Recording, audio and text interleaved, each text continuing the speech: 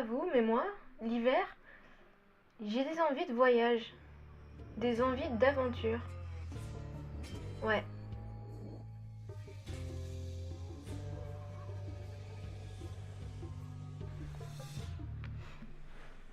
Salut à tous et à toutes et bienvenue sur Top Livre. Alors aujourd'hui, on se retrouve dans une nouvelle vidéo pour parler, comme vous l'avez compris, de voyage, de road trip et d'aventures palpitantes. Alors aujourd'hui, le livre du jour, c'est Flash ou Le Grand Voyage de Charles Duchossois. Alors comme je vous l'ai dit, c'est un livre dont l'histoire se déroule dans les années 70 et qui va nous parler de road trip, d'aventure, de voyage, mais aussi de choses un peu plus tragiques comme l'addiction à la drogue. On va aussi trouver des moments drôles, des anecdotes palpitantes, des histoires un peu farfelues et d'autres qui vont vous faire frissonner ou pleines de suspense. Voilà à quoi vous attendre avec ce livre. Donc c'est une autobiographie, donc l'autobiographie de Charles Duchossois, qui on peut dire est en quelque sorte un miraculé. Alors miraculé pourquoi ? Alors déjà, en 1940, alors qu'il n'avait que 4 mois, il s'est retrouvé borgne à cause d'un obus allemand. Donc ça déjà, c'est pas super pour commencer sa vie.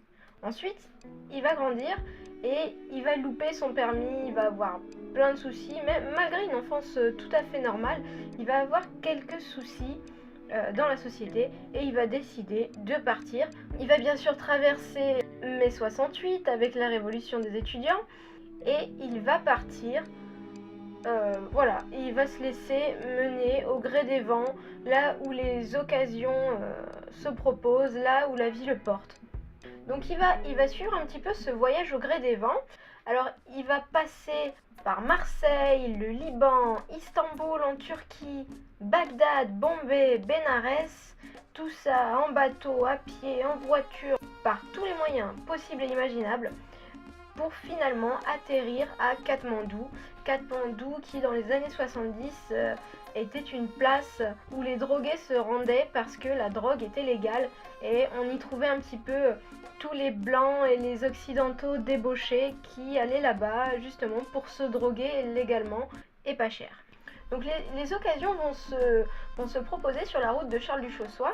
Il va commencer par accepter un travail de cultivateur de hashish et de fil en aiguille, il va devenir également trafiquant d'armes, dealer, mais aussi patron d'un nightclub, d'ailleurs qui va lui apporter un petit peu d'argent, qui va lui permettre d'être un petit peu riche et de faire vivre pas mal de gens grâce à cet argent. Donc on découvre ou redécouvre cette époque des années 70, donc après mai 68, l'époque des hippies. Donc lui, Charles Duchossois, il va pas vraiment partager les mêmes idées que les hippies, ni le même style vestimentaire. Lui, il est vraiment... il n'est pas là par hasard, mais il a fait ce voyage vraiment, c'était pour lui, c'était pas pour suivre un mouvement ou un style de cette époque. Bon, il va côtoyer les hippies et il en parle très bien d'ailleurs, il les décrit très bien, mais il ne partage pas forcément leurs idées politiques ou spirituelles. Il va également découvrir les bars à opium. Donc il va également côtoyer donc tous ces occidentaux débauchés, comme je vous l'ai dit au début, qui viennent en Asie, au Moyen-Orient et au Népal pour se droguer légalement. Et bien sûr, là, dans chaque pays, il va avoir des aventures qui vont lui arriver, des occasions qui vont se présenter à lui.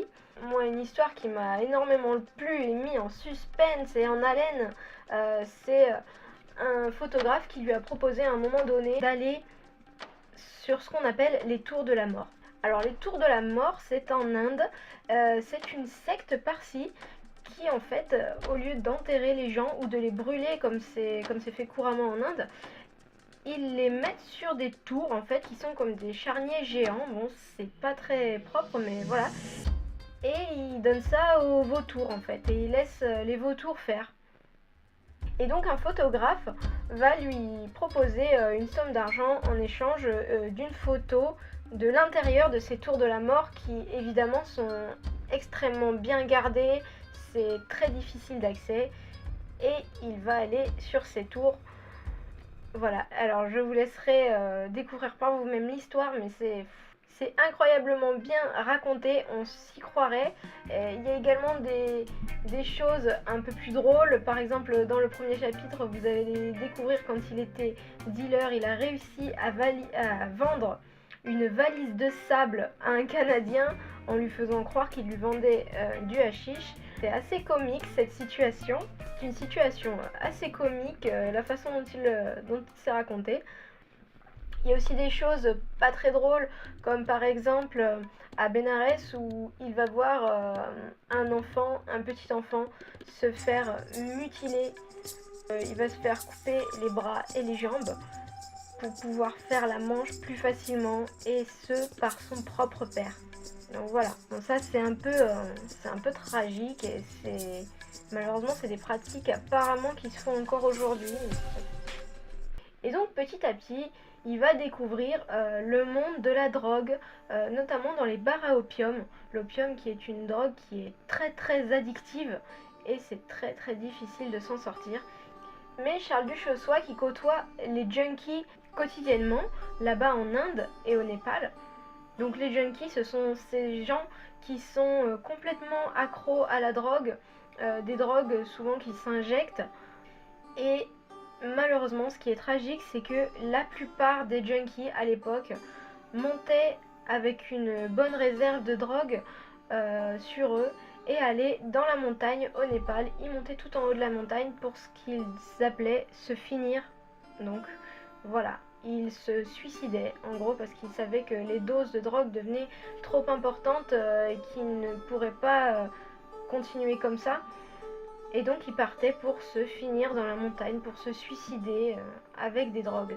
Et donc lui, Charles, c'est pas du tout son truc au départ de toucher à ces drogues jusqu'à un certain moment.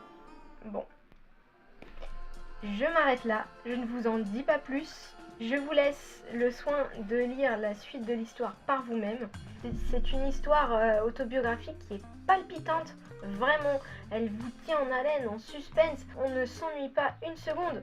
D'autant que ce qui est encore plus passionnant, c'est que c'est une histoire vraie et qu'il en est revenu.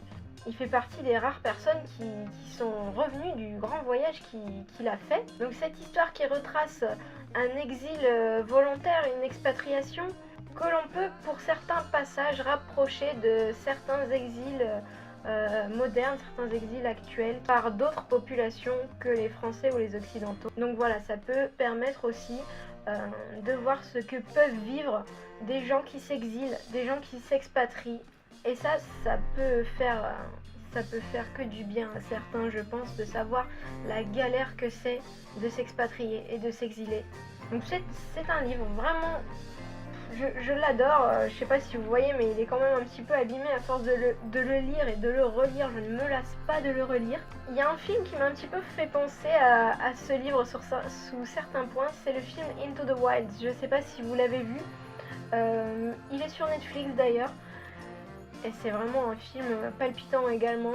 Mais dans ce livre, on va retrouver quand même beaucoup plus d'aventures, beaucoup plus d'histoires et d'anecdotes. Et donc si vous êtes un fan de voyage, de road trip, que vous auriez aimé vivre dans les années 70, vous pouvez vous plonger dans cette époque, dans cette ambiance. L'ambiance, c'est l'époque des hippies. Flash ou le grand voyage, une perle rare à lire au coin du feu. Voilà, on arrive à la fin de cette vidéo. Je vous encourage vraiment à lire ce livre merveilleux qui vous fera voyager, ouvrir les yeux et découvrir des choses. Vous avez bien sûr le lien dans la description comme d'habitude. Et si vous connaissez d'autres livres, d'autres titres dans le même style, je suis une grande fan de ce genre d'histoire. Donc n'hésitez pas à m'en parler dans les commentaires, ce serait génial. Voilà, alors bien sûr, si vous voulez encourager cette chaîne, partagez avec vos amis, mettez-moi un petit pouce bleu. Et bien voilà, je vous dis à plus, c'est tout pour moi.